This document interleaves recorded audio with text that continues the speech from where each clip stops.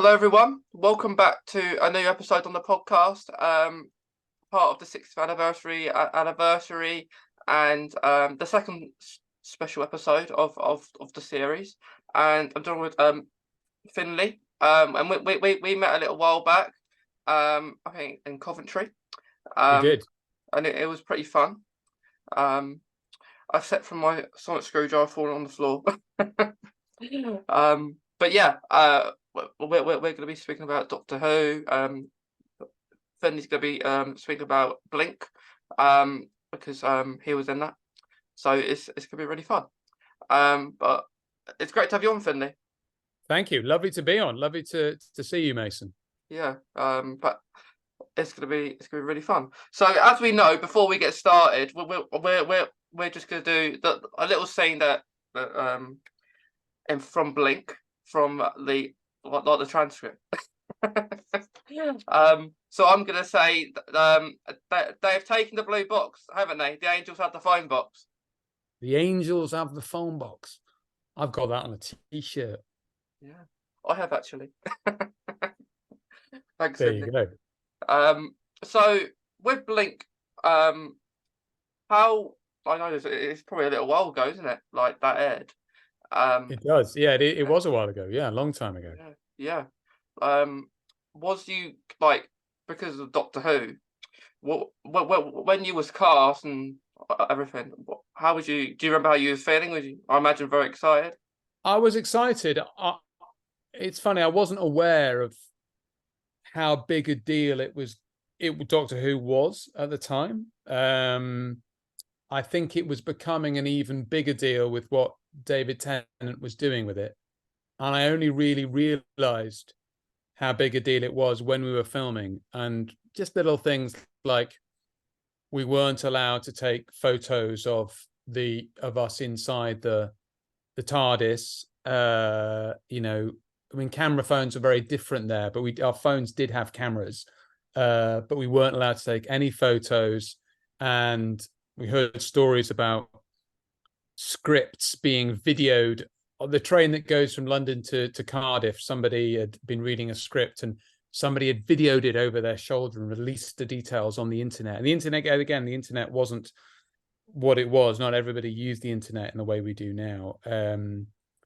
All I was aware was that it was a really good story, and it was a really great character. So I was just very, very excited to be doing it. Yeah. And then we got to Cardiff. We did it in 2 weeks. I was there for a bit, and then I came back to London, and then went back and did some more. And it was just, it was, in many ways, it was just a kind of a normal TV job, except when David Tennant was on set, when they shoot the last scene of the episode, I was suddenly aware that he was kind of in hiding and having to hide from people who would jump on him in the street, and there was sort of crowd control of people sort of trying to hand him pictures and do photos and all this sort of stuff. And it was then I began to go, oh, this is quite a big deal. This really is. Yeah. He was, and like it is crazy how it happens. And like I met him, David Tennant, in May, because that was actually my first convention I ever been to. All right. Yeah, and the one I met you was, I think, the third. Right. The third one. And it is good, like to meet the people that you see on the telly. Yeah. Well, he's very he's a very lovely man, and I think it's always very nice when you meet people who are successful and really good, and they're also really, really nice people. And yeah, he's a very, very good guy. That is the best thing about it. Like, if they're nice, because you don't want to go to someone and they're not very nice. you love them all this time, and then you go to see them and they turn down. I think it's a myth, though, that kind of, to be a successful actor, you have to be a bit of an arsehole. I think actually I think that's nonsense. I think be nice to everybody, and I think the vast majority of people who are successful also happen to be really decent people. So yeah. Yeah. So with the Weeping Angels in Blink, did you like? I've always wondered this. When you're, because you had to not shut your eyes like on the screen when against the Weeping Angels. Did you actually have to do that for a full shot, or did you take breaks Yeah, I from remember that? there was a time where I had to be aware of like, okay, for the next, I need to keep my eyes open for as long as possible and not blink. And you would make sure that you drank lots of water, and you would blink your eyes just before the take, so your eyes were nice and moist, and then you would just keep them open for as long as you could. And yeah, I don't remember it being a massive problem, but again, you can always you're always cutting around it, and there's always ways of making it seem that maybe you've kept them open for longer than you have. And there's lots of little tricks, but yeah, it wasn't as terrifying or as difficult as maybe it appears to be on the screen. Yeah, yeah. To you, it's not a weep. It's a person. It's a Yeah, or a person. statue. I mean, that was it. There were about 3 or 4 statues, and then there were 4 or 5 people wearing who were humans, who were kind of real and were performers, and they would move around a bit, and then you would suddenly turn around, they'd moved. But yeah, you were aware most of the time I was acting opposite statues. It was only, I think, at the very, very end where we run into the TARDIS and the TARDIS disappears, that those 4, I think they were all definitely actors who were made to look like angels. Yeah. Well, they all was holding hands and everything to Yeah, like exactly. Yeah. the circle bit.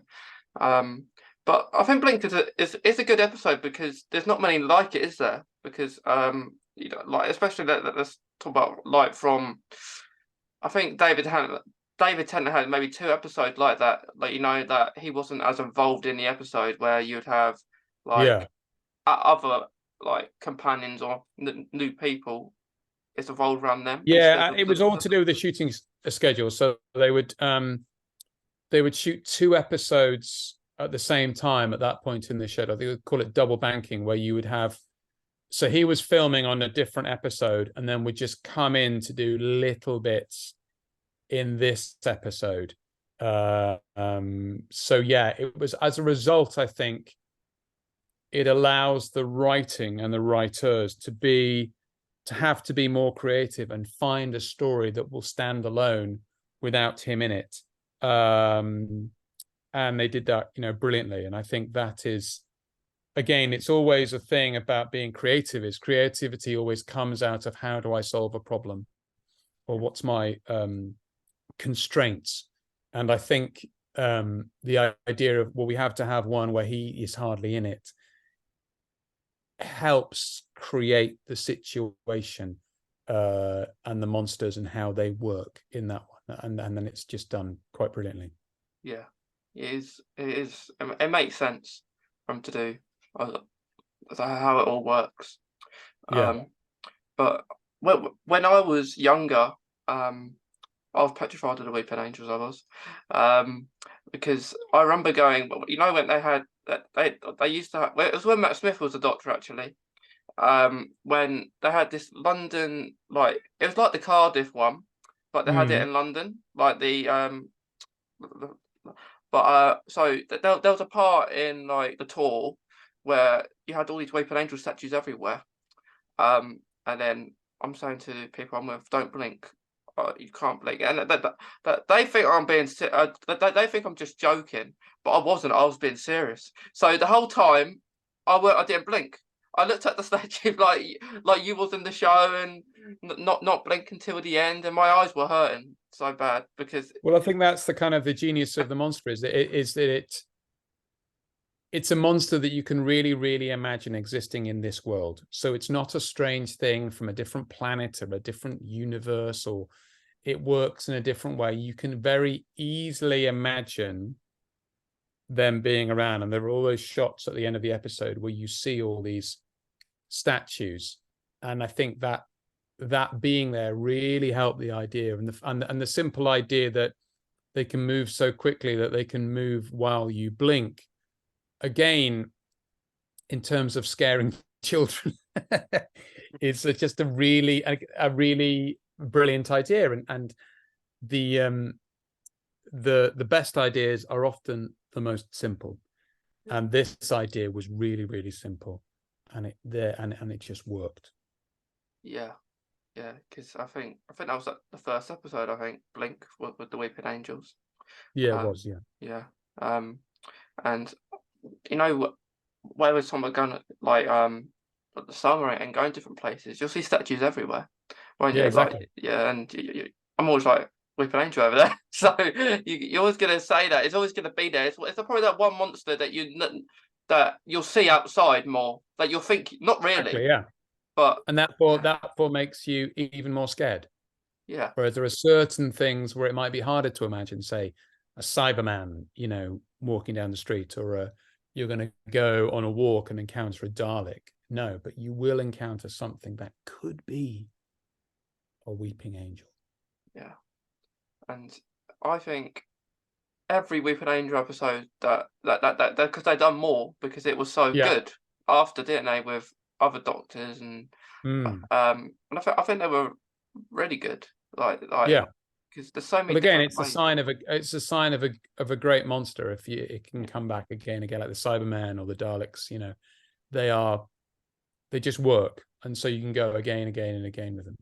Yeah, yeah. So with the Weeping Angels, they are mysterious, aren't they? Because you don't know what to expect from them because they're so interesting, and they've only appeared a few times, and haven't they? I think they appeared Yeah. quite a lot with Matt Smith actually. Then you had that one with Jodie, which is very good. But it is it is weird, like when they're on the screen because, like you say, they affect us so much. So that when you're actually watching it, like viewers will be like, I can't blink because they impact. They have episodes that impact Well, again, the I screen, think that's don't the other thing that makes something compelling to look at, is that you're waiting for them to do something. The fact that they are still makes them scarier than if they were moving around.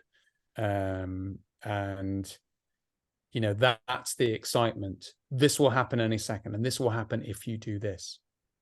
And that's a thing that you have to do. We all have to blink. I just did it then because our eyes would get too dry if we don't do that. And so, yeah, that is again, it's just the simplicity of the idea makes it work, and it allows them to come back again and again and again without explanation. I think that, again, like the more we knew about them, or the more we might find out about them, the less interesting they might become. I think it's much more fun to not know something and then to have to speculate or guess or think about what it could be. That is much more exciting, I think. Yeah, it is. It is pretty cool. So within Blink, of course, like you was in the abandoned place, which is now a house. I think, yeah, it's now a house because I think they filmed like an episode with Peter Capaldi in it. Oh, really? Right. Yeah, there's an episode called Hide, and they filmed that in it. Well, when we filmed it, it was definitely, it was a long way from being a house. I think it had once been a house, but it was not in a great state of repair, and it was very cold, and there wasn't really, there weren't walls, so the wind just came through, and it was really, really, really, really chilly, and we were shooting all night long. So yeah, it was a tough one. But yeah, I was once presented at a convention with somebody had gone and taken the wallpaper off that house, and he asked me to sign it, which I happily did. But yeah, it was a very special place and perfect for that location. Yeah. Because I imagine that, like, 'cause it's using the car park, the car park would have been it would have been just a normal car park in Mm. Cardiff, wouldn't it? I imagine. But yeah, like I imagine it was cold because it's abandoned, isn't it? Like as in the Yeah, episode. and there were no walls. I mean, there were no windows in places. So the window, and we filmed. I can't remember when we filmed it, but it was a cold time of year. It was either November or it was February time. I think it might have been November. And yeah, it was chilly. It was very, very chilly. Yeah, it is. It, especially through the night as well. If you did it through the night, it would have been Yeah, even more yeah, colder. exactly. Yeah. um, yeah. But through the episode, do you have a favorite bit that you're in, or like maybe a favorite I line that you always really have? enjoyed all the stuff in the DVDs, in the record store, the back of the DVD store. That I thought was, I just really enjoyed doing that. And that, again, it's sort of, as an actor, you have a thing whenever you're filming where you get to the scene. If you're doing a big role, you get to the scene. Oh, this was my audition speech, and that was the one I had in my audition, and that was the one I did. And then doing it on the day, but doing it with another actor and not somebody who was reading was just really nice. And I think Carey was great in it as well, and I had a really good time working with her, and that was just a lot of fun, that scene. Yeah. Like, is that the one in the shop? Exactly, yeah, Yeah, yeah, yeah. Is that the one where you kind of meet each other in there? exactly. Meet each other sort of for the second time, but meet each other properly and talk about what's going on. Yeah, about like the film and like, Exactly, yeah. like The Doctor Who, the David Tennant, who is this? Who yeah, is the Doctor? Who is the Doctor? Yeah. yeah, yeah. And then you had Martha in there as well, didn't you? Um, as the companion. Um, Yeah. but yeah, I imagine like I, I wonder I don't know like I imagine like David Tennant done his bits on the tape like just That was the first separately. time I met him, and I think we had just done a wardrobe fitting or something. We weren't filming that day, and he was just there, and that was when we met him. And I remember, yeah, he just filmed that up against a wall somewhere, in between stuff. So he was doing the other episode, and then he had that, and he did that bit, and then he did the bit with the young Billy, and then we saw him again at the very, very end of the shoot, where he came into the DVD shop, and we met him in the street, I think. And I think we hid in that location because there were lots of people wanting photos with him or wanting to give him things and stuff. And he sort of hid out there, but the word had got out that David Tennant was around. And yeah, he was just there. But yeah, so I didn't, we didn't see him a lot, but I saw him again, later on at various bits and bobs. And I saw him again, also his stepdad, Peter Davidson, another doctor, was in a play with me, and I played his dad. And then David came along to see it with his family, and that was kind of nice. That was like, oh, I've worked with two doctors now. And I've also done something with Tom Baker as well. So yes, I've worked with 3 Doctor Who's. So yeah, lovely. Yeah, that's not bad, is it? Not bad. No, not bad at all. Yeah. But yeah, because I love all the doctors, like I think they're all good in their own ways. They To all have very different personalities, and I think that's what makes them. And that is the kind of the genius of it, really, is that they are all different, and they all have different personalities, and it's seeing how those personalities develop and cope with all the adventures that they go on and the problems they have to solve. That's the exciting thing. And you can talk about which is your favorite, or which does the ones you like. I mean, who is your favorite Doctor, would you say, out of all of them? well, it was David Tennant, but like he ever since I was younger, I've loved David Tennant. And I'm sure, like the 2 doctors out of all of them, I would say. I mean, I like Christopher Eccleston because he's the one I kind of started watching from. Right. Um, that's why I like him, because without him, Doctor Who probably wouldn't be here today, because of Yeah. he revived it. And then I leaned towards David Tennant and then Matt Smith. Not so much the other ones. Just because I guess I relate to them more, like how they act, Hmm. how their Doctor acts. But Yeah. I also love Paul McGann, because I meeting Paul McGann in person, how lovely he is. And I'm actually gonna get because like he Paul McGann is gonna be, or he has been wearing, he's gonna be wearing his Eighth Doctor suit at the conventions now. All right. And I'm getting the same one, like from the Oh, person, nice. because I wanted to, because how nice he was, and he came on Yeah. here. He spoke for ages. Great. We said an hour, and it was nearly 2 hours. So Oh, wow. um, it's hard to say a favorite, because you don't want to say everyone else is bad, but I think they're No, all no. good. They're all good in their own ways. But the ones I lean towards more are 9, 10, 11, and 8. Really. Right. Cool. Yeah. Cool. What about you? Do you have a favorite? No, I mean, again, it's the one you grew up with. So for me, Tom Baker was my first one, and then Peter Davison. But Tom Baker was always the one. There was a kind of magic and a madness about him that always spoke to me, and it was just he was the first one. He was my first one. So in a similar way, you know, it's his charisma and his something about him and his hair and his big long scarf. That was what did it for me when I was a kid, and that kind of got me hooked when I was watching it when I was much younger. Yeah, I think it always should be the ones that gets you into it, I guess. Exactly. Like, do you like my favorite episode? Because I do have a favorite episode. That I lean towards. It's like the girl, it's in the same series that Blink's in. Oh yeah, yeah, yeah, The girl on the fireplace one. Because I really like that one.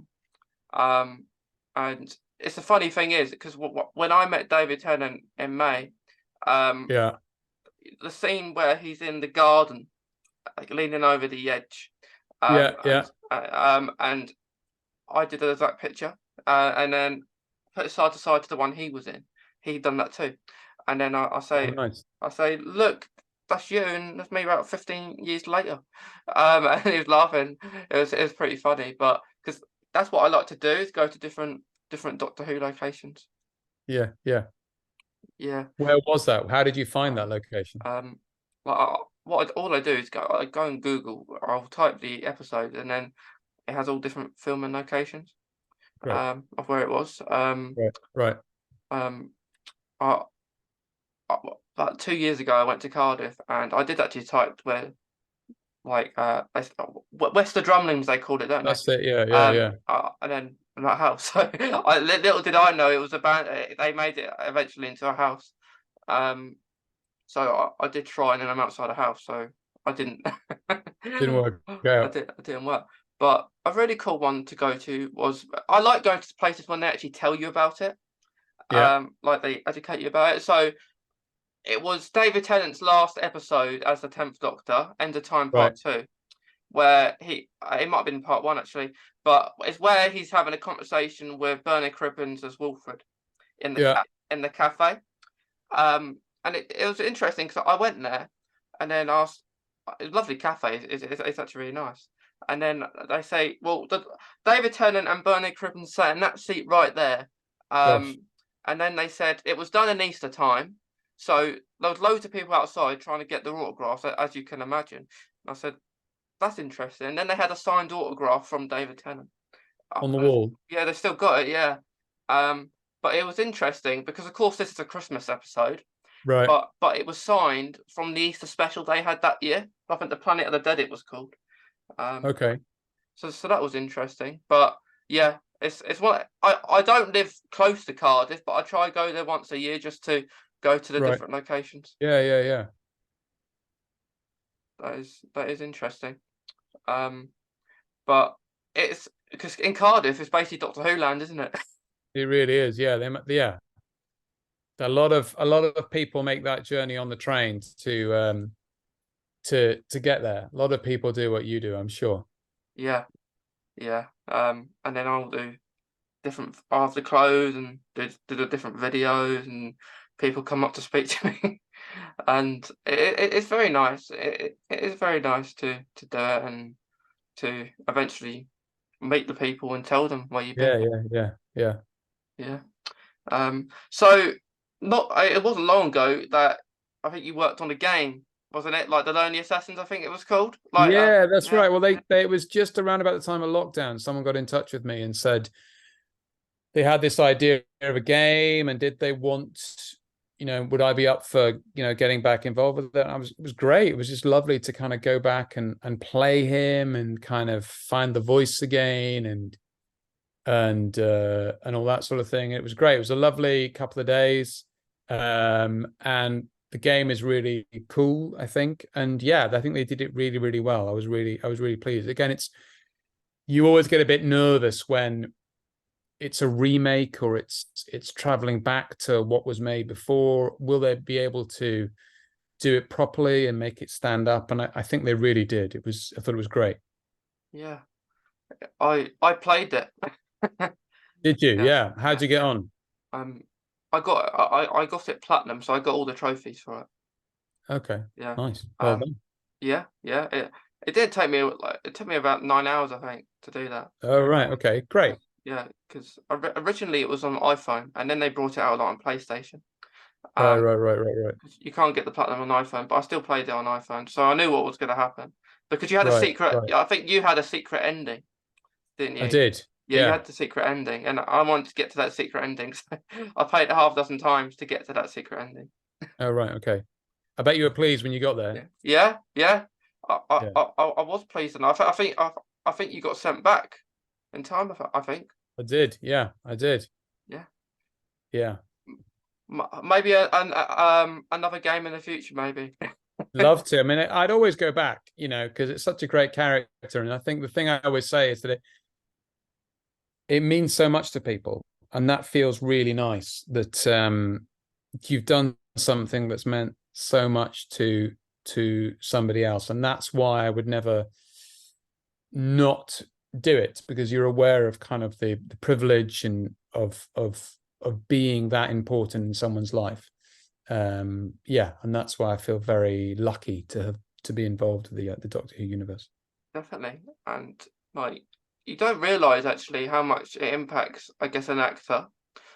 Even if you're on one episode, like if you're in one episode, it means everything because you're a character in Doctor Who. Any character. Yeah, exactly. You're part of the family, and and this being such a great episode, that was just really, really important and really good. Yeah. Yeah, it did really well. Like that episode, it was. Yeah. It is definitely a very good episode. I did really enjoy it. I think it was like episode 10. I think it was episode 10 of series 2. Of that series, yeah, it was. Yeah. But yeah, it's just really awesome. But there was 2 games in lockdown. I think there was another game called Edge of Reality. Okay. That came out, and they had the Weeping Angels in it, and then they did that one on VR. So you put a headset on like you're in the game, and then what they would do is you would put it on, and then there'll be a maze of Weeping Angels that you had to escape. So for blinking, so you couldn't move your head because the VR set's on there, so would detect that movement. Yeah, it would detect that movement, and me every few seconds lifting it up and down because I'm petrified Weeping Angels in your face. But I would say I preferred the game that you was in because like that game had a lot of glitches, that other one, and your one was a bit like you had Osgood in it as well, didn't you? So you had a few other characters. So it was very good, very enjoyable game. Yeah, good. Yeah. So for the 60th anniversary, Finlay, will you be watching it? Oh, absolutely, yeah. And David's coming back, so I couldn't not watch it. Yeah, definitely. Yeah. When was the last time you watched Doctor Who? I watched a bit of Jodie's stuff. yeah, I'll dip in now and again. I won't watch it religiously, but I'll watch it on the iPlayer Yeah, when I have a chance. easier to do it that way. Exactly. Yeah. Yeah, because like when you watch it, you tend to wait a long time before it's on again. So, Exactly. Yeah. to any new You can people kind of watching Doctor, stockpile them and then do them all in one big burst. Yeah. yeah, it's always nice when you do that. But it's very exciting. The 60th anniversary, David Tennant come back and everything. Yeah, I think it's really interesting, and I'm excited. Yeah. Yeah, because it's all leading back to Donna as well. Exactly. Yeah. She's Isn't it? fantastic. I love it. Yeah. Yeah, and then we're gonna get. I think if you remember the episode Stolen Earth, you know when Right. all the companions returned with in David Tennant's run. I feel like it's gonna be like that, like a goodbye. Okay.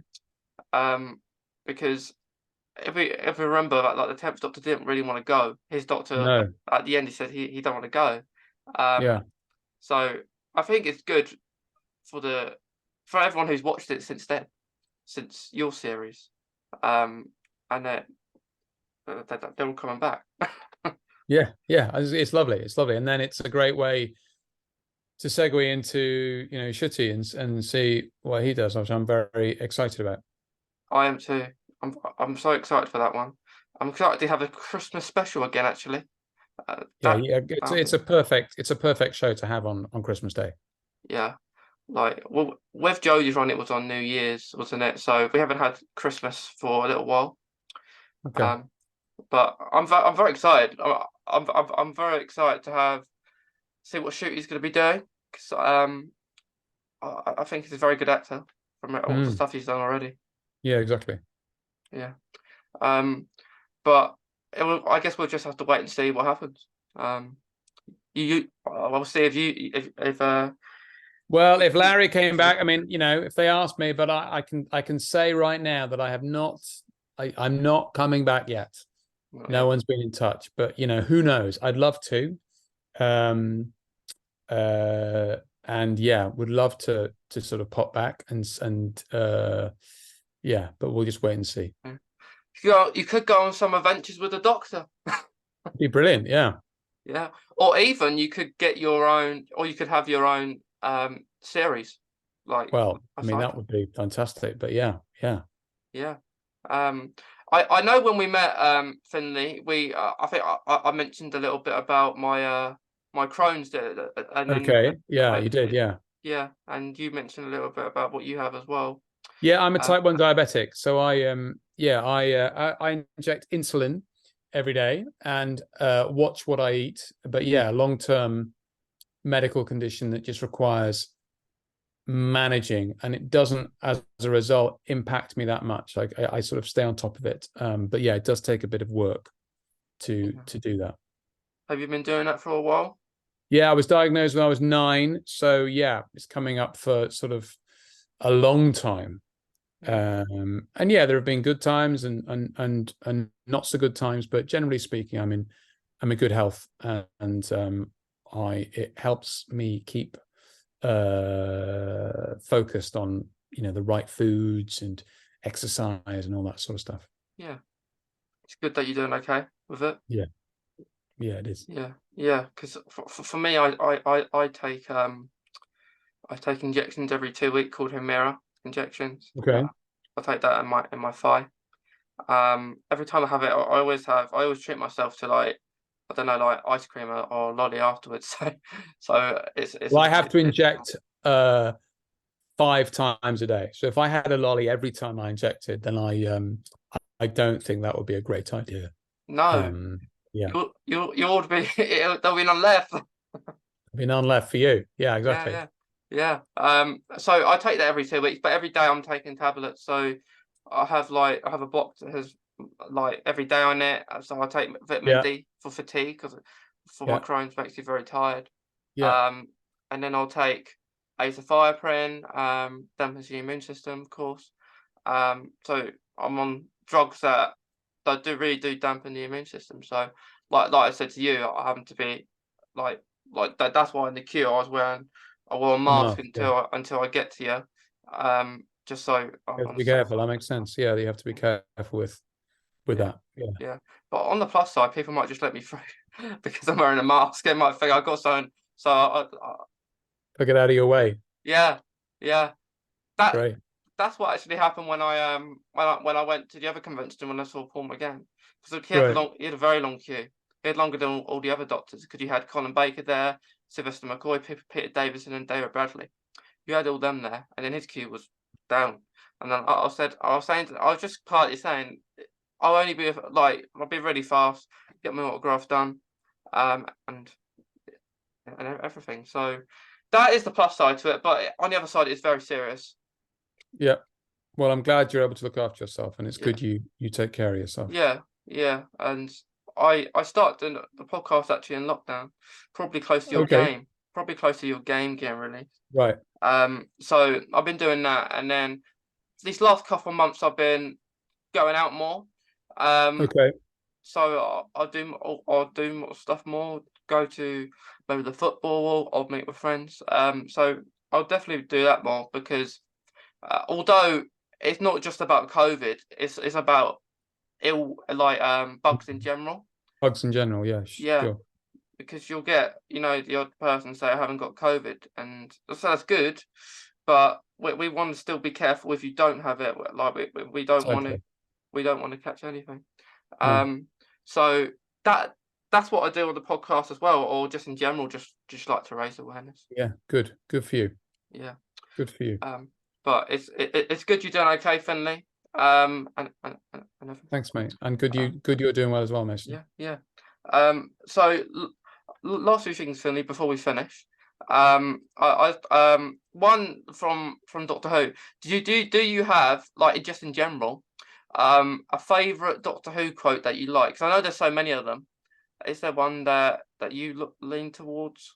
It's all really my stuff, really. The one I talk about was, I did love saying you live in Scooby-Doo's house, because I loved Scooby-Doo when I was a kid, and it was the first scene I filmed. So I was quite nervous. And also the wardrobe department had said that my outfit and my look generally was very much like Shaggy from Scooby-Doo. And again, it felt like it was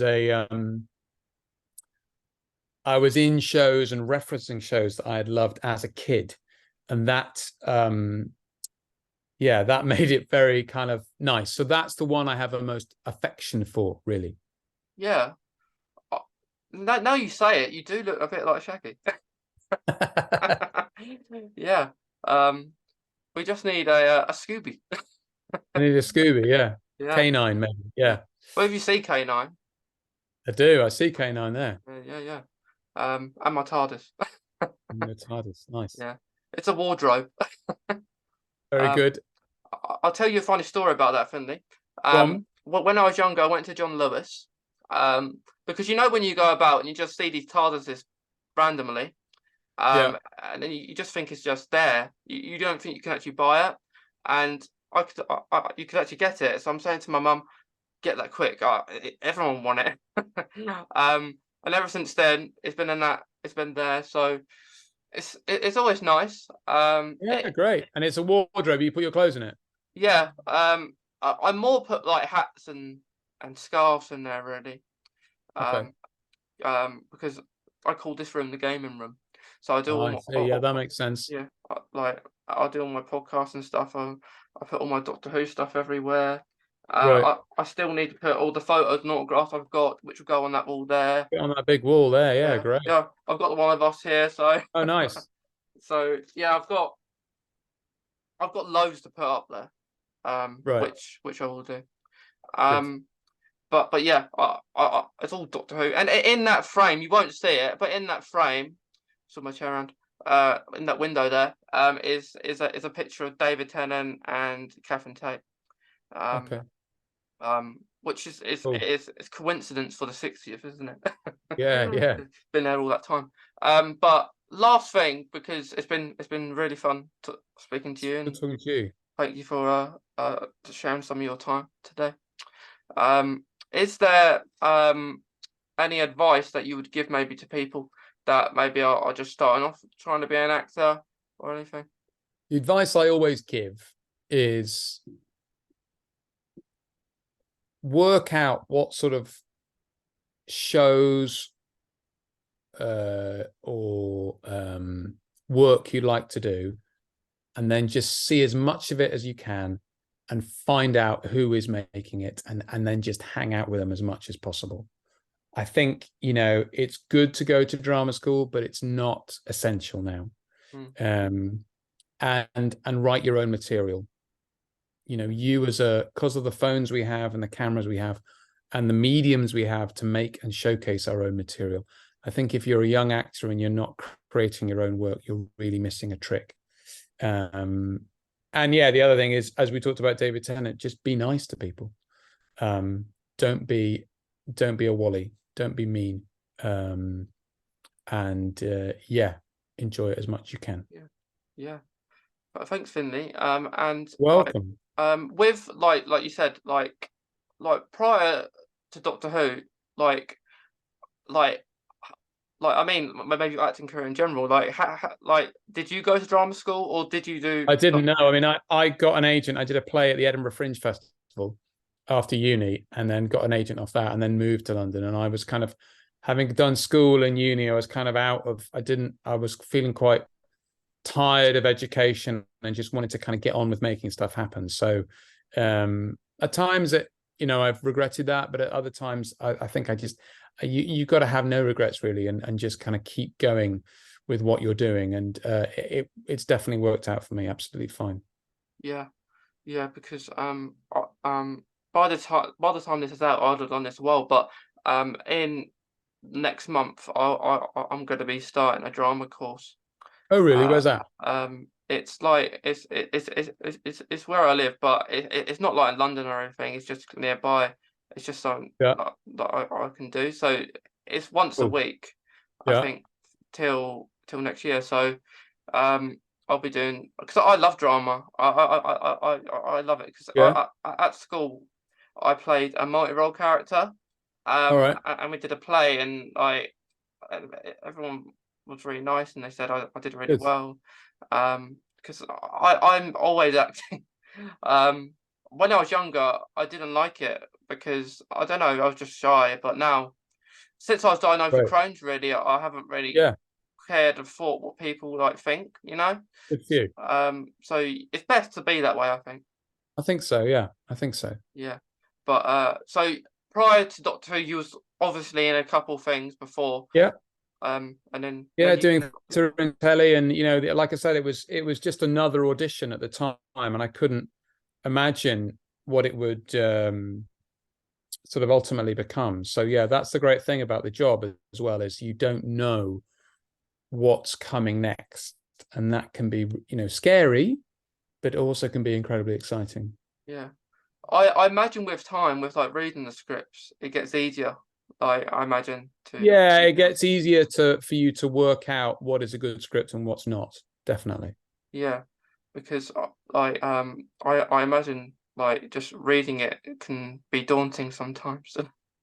I've always found it hard to keep track of who's who and who's saying what, and then particularly if you've got more than two people in a room, you've got to go, right, he's saying that, then she's saying this, and then he's saying that, and then just keep track of it. But yeah, with practice, it becomes easier. Yeah, because like that's right. Like the more you do something, the more you're gonna get better at it. Always. Yeah. But thanks, Finlay. You're welcome, Mason. It's been lovely to talk to you. Yeah, and don't blink. I won't blink. But to anyone listening, watching today, we hope you've enjoyed this really special episode with Finlay. And say your character from Doctor Who again, if people don't know it, Finlay. Larry Nightingale in Blink. Larry Nightingale in Blink. But thank you everyone for coming in to see this episode, and thank you again, Larry. Happy 60th. Happy 60th.